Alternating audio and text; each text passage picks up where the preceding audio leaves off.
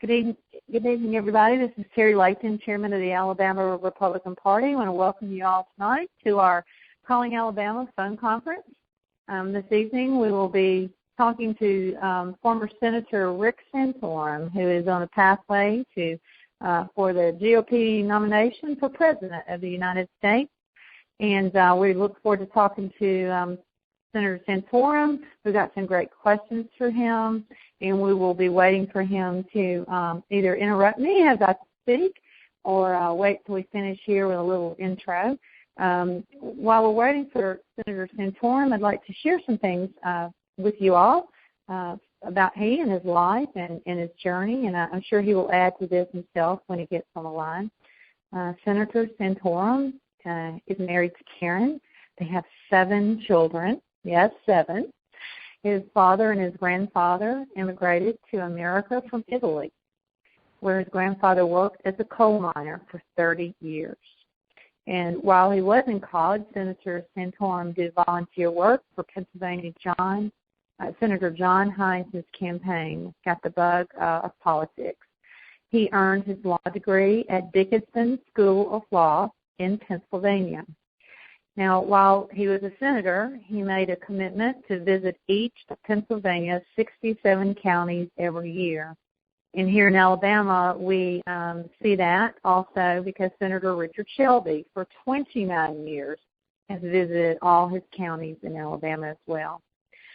Senator Santorum is currently working on visiting all 99 counties in Iowa as he runs for the Republican nomination for president. So he is busy in Iowa.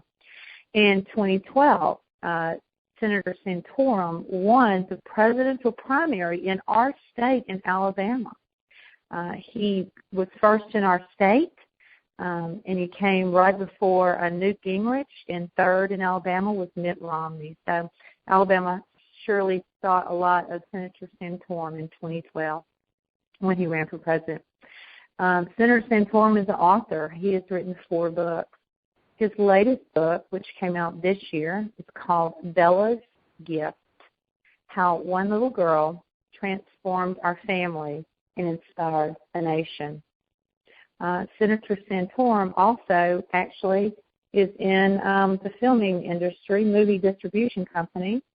He is the CEO of a faith-based, family-friendly movie company called Echo Lights. And he is an avid fantasy baseball player, so I'm very interested to hear about that and how that works. So we're waiting on the line tonight for Senator Rick Santorum, and he should be calling in any moment. Hello. Oh, there you are, Senator Santorum. Hey, Terry, sorry about that. I couldn't quite figure out the way to unmute my line, but I finally figured it out. Sorry. Oh, no worries. Just glad you're here. How are you tonight? Well, I'm actually in Washington, D.C. I've been doing a whole host of editorial boards and media interviews and things like that in New York and Washington the last 2 days. So that's where I am today. You sound like you're a man running for president or something. There's a rumor to that effect, although I'd like a lot more people to know about it. Well, I think they're getting that message, especially if you're working as hard as you are. I did read a few things about you a minute ago. It says that you're working on visiting all 99 counties in Iowa, and I thought, good grief, that's a man on the go. Well, I mean, it's a big job out there to get your message out, and we're working really hard to try to do that. And Iowa's the first stop in the process, and we're making sure that everybody in Iowa is contacted and gets to know what we're all about. And we're glad for that, but we're going to snatch you away from Iowa tonight, and you're in the great state of Alabama, one of the reddest states in the nation, and we're very, very honored to have you speak with us tonight on the line. So you'll know, Senator, a lot of grassroots workers, party members, county party, elected officials, probably some fans of yours from around the nation, actually. We open the lines to everyone who's interested in this process. So you're talking to some of the most conservative people. I know you'd be very comfortable with this audience. We just want to welcome you. I thought we'd start off with letting you just tell your story in your own words, and then we've got some great questions that I'll be asking you. Well, first off, let me just thank you for doing this. I want to thank all the folks in Alabama. I had a tremendous time campaigning down there 4 years ago, and it was terrific, the support we received in the state, and just I tell this story all the time. I would tell Judge Sessions this story that, after I got out of the United States Senate, I would travel through airports all the time, and I wasn't recognized, let's say, by everybody. Let's just put it that way. But people would occasionally come up and say hello and say very kind things, and I'd always ask where they're from. And I have to say, at least 50% of the time, the people were from Alabama. So I always felt like there was somehow during the presidential campaign, the Senate campaign I ran in 1994, where I defeated a Democratic incumbent who was locked at the hip with Bill and Hillary Clinton. He was actually the author of Clinton Care in the United States Senate. I ran a race against him as a congressman running against a senator for the Senate seat, and James Carville and Paul Begala were running his campaign, and during the campaign, Carville described Pennsylvania as Pittsburgh and Philadelphia and Alabama in between. And so I always felt I had a special connection with Alabama.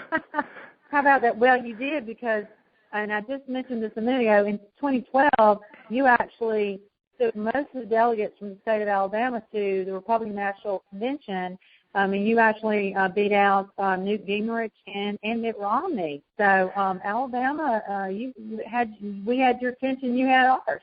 Well, thank you, and I enjoyed meeting with the delegates when I was there in Tampa, and again, I have a lot of very fun memories, and been back there very many times. In fact, I was there over the summer. My son entered the Air Force and did his field training at Maxwell Air Force Base. So I spent a little time in Alabama this summer.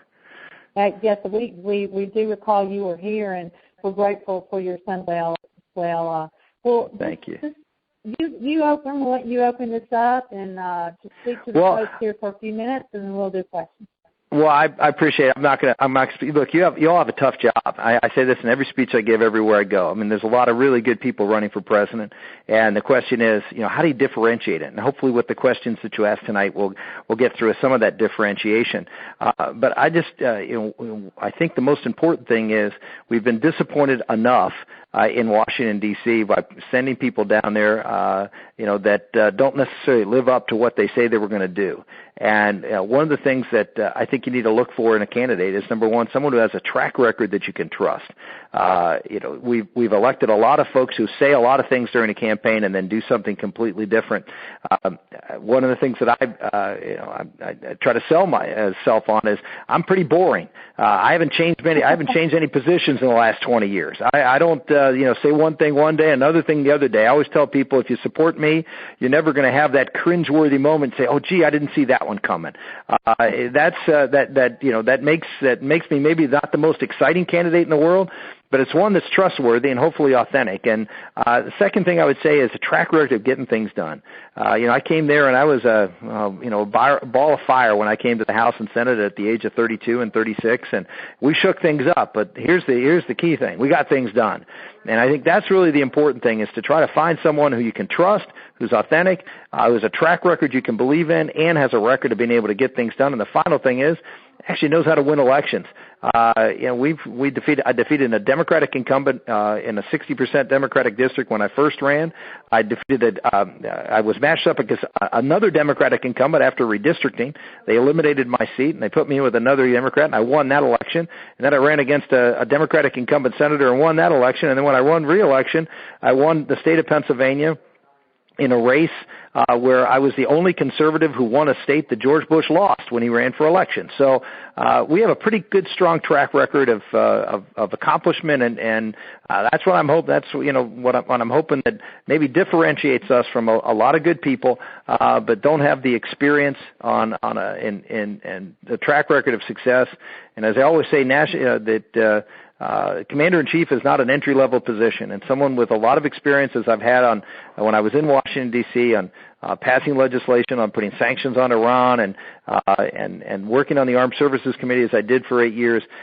People know in particularly in the radical Islamic world who Rick Santorum is, and I know who they are. And just like when Ronald Reagan came into office in 1980, the most important thing that we had going for us was that the Soviet Union knew exactly who they were dealing with, and I think that's exactly what we need. Someone that ISIS and Iran and all of those radicals understand that they've got someone that they know and that hopefully they fear when it comes to protecting the security of our country. With that, I'll stop and be happy to take your questions. Oh, that's fantastic. We appreciate that. You know, you talked earlier about this. How do you differentiate between our great candidates? I call them, what's the tiebreaker? You know, given most philosophically Republicans, and what's the tiebreaker? And that, to me, is I think where a lot of people are looking at. All right, let's go with this. We had someone sent a question. They want to know, what are your top priorities if elected president on your first day taking office? Well, first, one of the things I want to do is a little shock and awe. The media is never going to be your friend, and one of the things that I found is effective is if you hit them with so many things that they can't really focus on one thing, you have a much better way of getting your message. Confusing the enemy is a good way to get to win the day, and so we're going to do a lot of things. And many of them will be controversial. For example, I will say on day one that that the agreement with Iran will no longer be enforced. It was an agreement with the president refused to submit to the Congress, and therefore does not have the force of law. And so we're going to tell the Iranians, who again I've had a long and storied history with in my battles with trying to stop Iran from getting a nuclear weapon, to promote the pro-democracy movement within Iran. I will tell them that agreement is no longer in place, and that the United States of America is going to demand an opening up of the facilities they have, full inspections to be able to commence, and all suspected sites will be open also, or if they do not agree to that, and with no conditions, then we will have to take the actions necessary to make sure that they don't use those facilities to do what they're going to do what they are doing, which is to develop a nuclear weapon. And I believe, and I know our friends in Israel believe, to use that nuclear weapon either through terrorist organizations or through themselves, not just to attack Israel, but also to attack the United States and the West. And I've said it very publicly. The President of the United States has put us on a path to World War III. There's no question in my mind that the President has, in that agreement, has put the world on a course toward war. And I'm going to do what Israel did with Syria and Israel did with Iraq, which is to stop them from creating this nuclear weapon, which will lead us to the worst world war that we have ever seen. So that's number one on foreign policy on day one. Repealing regulations, executive orders, a whole host of things. I've been working actually with a group of people who actually have done a great job in cataloging both executive orders and regulations that conservative presidents should be repealed. And so we'll be ready and armed and dangerous to take out and undo everything that Barack Obama did with his pen and his phone, as he so famously said. We'll repeal those things on day one and put this country on a course of getting back to the president enforcing the laws and not taking the law into his own hands. All those things need to be done as quickly as possible. So your priorities seem like you're absolutely on a right track to try to pull America back away from the pathway that we've been going the last 7 miserable years under Barack Obama.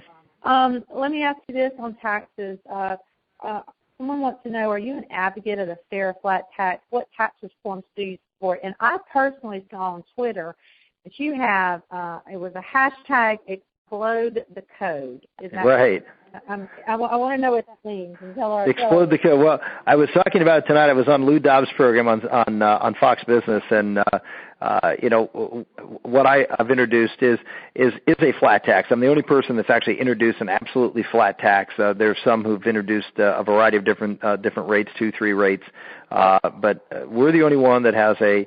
And here's the interesting about our flat tax. I don't believe we should tax labor, and we have for a long time, more than we tax capital. because it's the old Reagan mantra. If you want more of something, subsidize. You want less of something, tax it. Well, what we do is we tax labor in this country more than we tax capital, and then we wonder why we have more capital investment and people finding harder and harder to find work. Well, because we have a disproportionate tax system. So what I'm suggesting is that we have a 20% flat tax.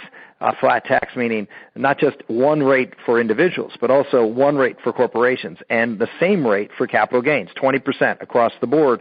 It's a simple tax. We get rid of all the complexity in the code, both for corporations as well as for individuals. We get rid of the AMT, the alternative minimum tax. We get rid of the death tax. All of these things. We get rid of all deductions, exclusions, exemptions, all these things, except one for home mortgage and one for charitable contributions. And instead of a standard deduction, which is in place right now in the tax code, we get rid of the standard deduction. We get rid of all those things, and we replace it with a tax credit per person. So every person in America, man, woman, and child in a family gets $2,750 off their tax bill.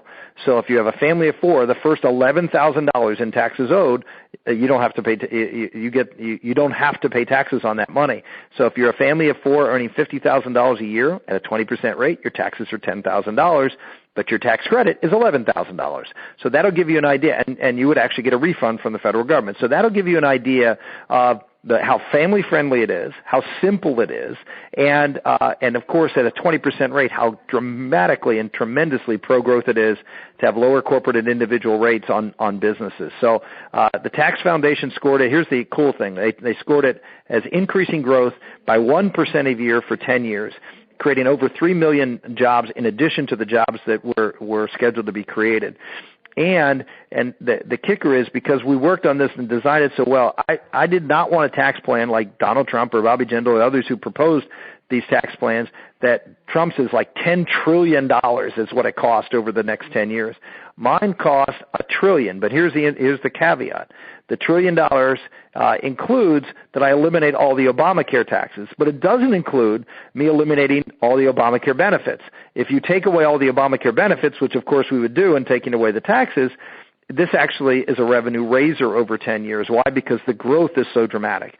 So I'm excited that we can then reallocate resources to reduce the deficit and prioritize defense spending, which is an important part that we need to start recovering from what Obama has done. So I'm very excited. I hope you can tell that we've got something unique and that will create jobs for working men and women in this country. And the final thing I'll say, this is the most pro-manufacturing tax code that's ever been created, because we allow expensing for businesses. We provide a transition period for manufacturing that they start off at a lower rate. So, and we provide for repatriation of the $2 trillion that's sitting overseas to come back to this country to invest in plant and equipment. So I'm excited that we'll create good paying jobs for hardworking Americans. And that's why I've made this whole plan focused on making America the number one manufacturer again in the world, and that we're going to do our best to create good paying, hardworking wage earners who haven't seen much of a pay increase in America in the last 15 years. Well, Senator, I hear your excitement from Washington, D.C., where you are now, to Birmingham, Alabama. I mean, it's 9:20 p.m. Eastern Standard Time, and you are aflutter and filled with the possibility and excitement of changing the tax code. And so that's a person that's running for president right there, I could tell you. And I think the IRS, if they're listening in, just heard what you said, just fainted. They absolutely just fainted. Because that just took a lot of their business right out from under them. So I'm thrilled to hear excitement in your voice. We need more folks like that. You're welcome. Richard from Etowah County wants to know, are there any departments of government you would close if you're elected president, and do you support a full audit of the Federal Reserve? The answer to the last question is yes. The answer to the first question is there would be departments of government that you can't close departments of government unless you change laws. Because these departments are set up pursuant to laws that are put in place that they have to enforce. So part of the issue is what laws you're going to change to either reduce or close areas of government. Well, the first one for me is the Department of Education. When I came to Congress way back in 1991, the federal government was accountable for 2% of all education spending in America. It's now 11% of all education spending in America. And does anyone believe that the education of our country has actually gotten better during that time? I don't know anybody believes that. And I would argue that the federal regulation and the control that's now being exercised through things like Common Core and No Child Left Behind, a whole host of other things that unfortunately both Republicans and Democrats were involved in.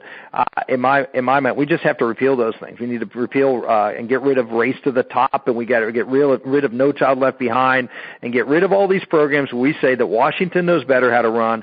I talk about, and I wrote a book last year called Blue Collar Conservative, Recommitting to an America That Works.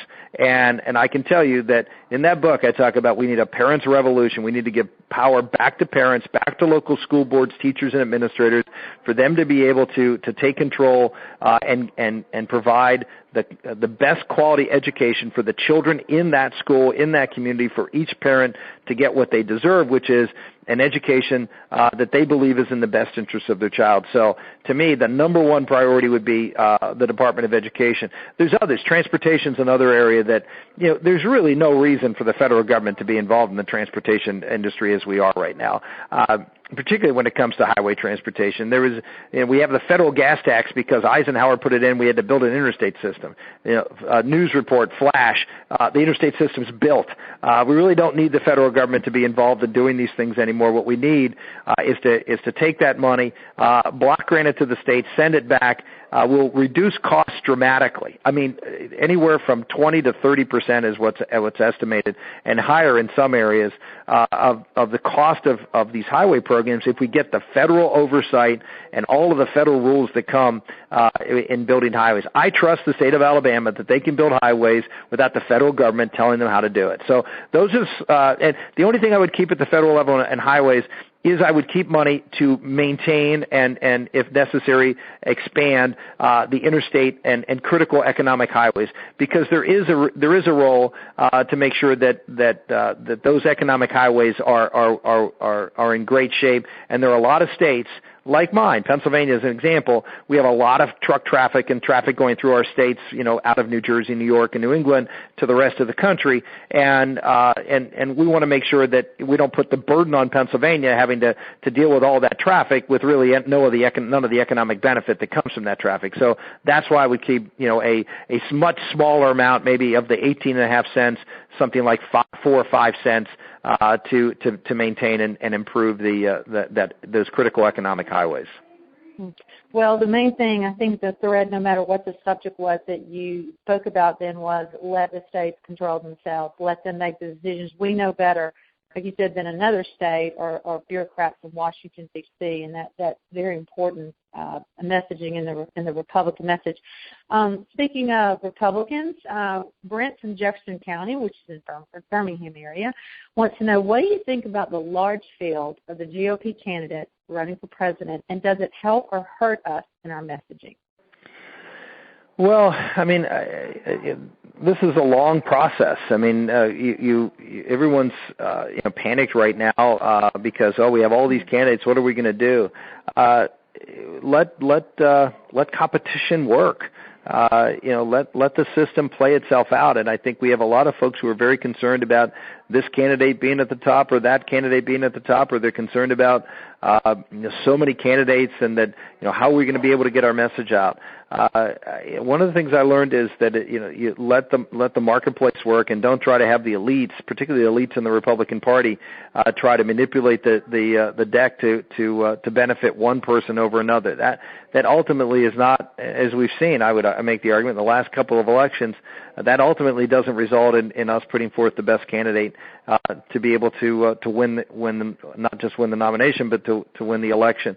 And so I would enjoy the fact that we have, if you look at that Star Wars bar scene of the Democratic debate the other day. I mean that was pathetic. And then you look at the embarrassment of riches we have of the quality people in the Republican field. I think just celebrate that and give and I would just say, some of you are out there saying, well, you're going to pick a candidate, or many of you are sitting back and not doing it. I would say if you picked a candidate, that's great. go out and support them. But if you like another candidate, support them too. I mean, I don't think it's really a problem to say, there's we're gonna go out and help all the people that I think, and we'll figure, one will work its way to the top. And I would say if you're not supporting a candidate, in all honesty, shame on you. I mean, there's an embarrassment of riches here. Step up and try to help somebody. As I said before, if you can't decide between 2 or 3 people, well, help 2 or 3 people. There's nothing wrong with that. It's actually good to, I can tell you as a candidate, we all need financial support. It's hard as heck because people are saying, well, I'm not sure we're going to support anybody right now. I got to wait and see. Well, you're starving. You're literally starving campaigns because of that. And so be of generous heart and say, if I can't make my mind between 2 or 3 candidates I like, well, give a little bit to all of them and see which one does better, and then we'll decide on that basis. Well, I don't know. It's been a very long time about you, but I have not seen this kind of engagement with the public this far in advance of an election for president in my lifetime that I can recall. And I think what they're saying is America is tired. We have absolutely been worn out from the liberals and the Democrats and Barack Obama in charge. And I think we're ready. They are ready for next year. And I agree with you. I certainly hope so. Whoever our person is, that's our person, and we're going to go for it. Kind of following up on that about those folks wearing us out, I'd like to ask you a question about Ms. Clinton, your opinion on the Clinton email scandal. Well, I think it's a very serious thing. Obviously, we had people who lost their jobs and had criminal prosecutions brought against them for things that were a lot less dangerous to the security of our country than what we already know about what Mrs. Clinton did. So this is a very serious issue. This is one that that hopefully the FBI will not be intimidated by a president who wants to decide the case before the investigation is done. And so my 2 cents is that we need to continue to trust the FBI, number one, in their investigation. Hopefully it'll be unbiased. And number 2, the Congress needs to continue to do the oversight. I think I have a lot of respect. I know Trey Gowdy. I knew him before he was a congressman. And I know he has integrity that is unimpeachable, in my opinion. And I trust him that he will get to the bottom of this and do a very good job. Great. Well, I think there's more to come on that book, just another chapter, I'm sure, for us to turn the page. Well, I mean, this is not a one-off. I mean, this is a pretty long pattern of the Clintons feeling like they're above the law and treat themselves a little differently than they would everybody else. And so it's not surprising that she did something like this, and it's not surprising that she feels like she didn't do anything wrong, because she's gotten away with a lot of things and doing things that us mere mortals wouldn't be able to get away with. Well, in the media, too, I mean, we say this, but it is true. It was on display at their debate the other night. They absolutely give her a free pass. I mean, how do you stand on the national stage like she did and said, I want to talk about it? And they basically go, oh, okay. I mean, there's nothing that makes any sense to the rest of us that see that, but I think that day is coming. I would tell you that I think that's one of the reasons that you see, particularly Donald Trump doing as well. I think I said this to the New York Times yesterday. I said, you're the reason that Donald Trump's doing well because Republicans hate you guys. And I'm not just talking about the New York Times. I'm talking about the media in general. I mean, you just they're sick and tired of the media looking down their nose at conservatives and Republicans, having two different ways of dealing with every issue that comes up. You just buy the talking points of the Democratic Party. You're completely in bed with them. And when you have a candidate who says, I'm not going to put up with that anymore, it almost doesn't matter what he says. The fact that he's sticking it to you guys is, you've created this monster. And I don't mean to say Donald Trump's a monster, not at all. I mean, I actually like Donald Trump, but I'm saying you've created, this character, that because he's reflecting the anger and the angst that I have, and certainly every Republican I've ever talked to is frustrated on the Republicans' inability to get their message out because of the complicity with that the liberals have with the national media. All right. I'm getting a flag here from my folks. I know you're on a tight schedule, and you've been going all day. We're so grateful to have you tonight. Yeah, there is a national movement of frustration, and I think that's one reason you can go to any Waffle House in America 6 months ago, and they're talking about that coming presidential election. So it is definitely on everyone's mind. They're giving me one more question to ask you before you're on your merry way. David from Alabama wants to ask you about a very serious crisis going on in Syria right now, the refugee crisis, and your thoughts on that. And that will be our last question for the evening. Well, it's a very serious crisis, and it's a very complicated one. I believe that what we're seeing is an orchestrated crisis on the part of both Assad as well as ISIS. And the orchestrated crisis is to try to eliminate, if you will, the opposition to both Assad as well as to ISIS within their boundaries. ISIS wants to get rid of Christians in the region. They also want to get rid of Muslims who are not going to bow down to what ISIS wants to accomplish. And finally, with ISIS, they want to send people into Europe and even into America who can spread their jihad. I have no doubt that a significant number of these young males, and remember, 75% of the people who are leaving Syria are young males. That is not your typical refugee flow. And of the 25% remaining, half of those are women, and the rest are children, of which many of them are males. So what you see here is something that is, I think, deliberate, particularly on the part of ISIS, and maybe even on the part of Assad. Export radical Islam into Europe and thanks to the president, into the United States of America. And there's no way to check the background on these people. There's no way to to get any kind of real accurate reading of exactly who these people are. So I would just say that we have to be. There's a term in Islam called the hijra. The hijra was something that is historical. It's when Muhammad sent people from Mecca to Medina in order to create a wave of immigrants that would eventually take over the city for Islam. And I think there's in a part a hijra going on here where they are moving large numbers of people into Europe in an attempt to try to colonize and even flip some of these European countries. And finally, with respect to the United States, I don't believe we should be taking any immigrants from Syria, and I think there's two reasons. Number one, obviously the threat of radicals coming into the country is a serious one, and our inability to be able to determine who they are. And number two, and just as importantly, there are a lot of people who are being sent out, a lot of these women and children, and even some of the men. Some of them are Christians, some of them are other minority ethnic groups and minority religions that are being eradicated from the Middle East by ISIS in particular. And I don't think we should be complicit in allowing that to happen. I think we should be funding refugee camps and let these refugees, both religious and religious refugees as well as ethnic refugees, stay in the region.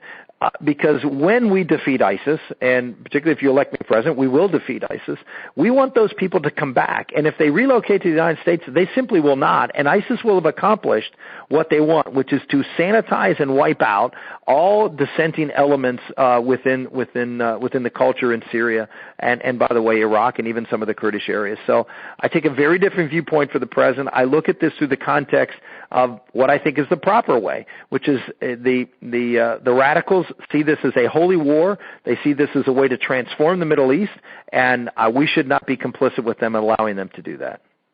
Well, our nation is grateful that you're taking a different view than this president on your pathway as you travel. So we want to thank you, Senator, for your service to our nation, and wish you Godspeed on your journey. And also give your wife, Karen, and your 7 beautiful children a big hug from Alabama, and particularly Bella. I watched Bella from afar, and I think she's and you wrote a book about her, Bella's Gift, How One Little Girl Transformed Our Family and Inspired a Nation, and that's a lovely title.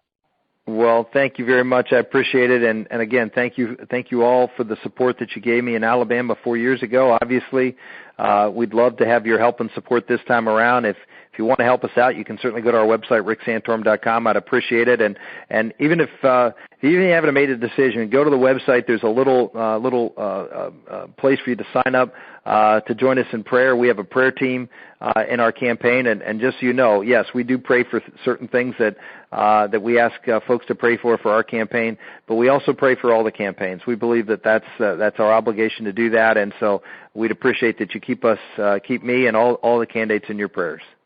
Absolutely, and that is a beautiful, beautiful way to end our call tonight, remembering prayer for all of us in our nation. So thank you for the evening time that you have, and we want you to go have a good night's rest, and so you can start again hard tomorrow. All right, God bless you, and we'll look forward to seeing you soon in Alabama. All right, bye now. Absolutely. Thanks, sir.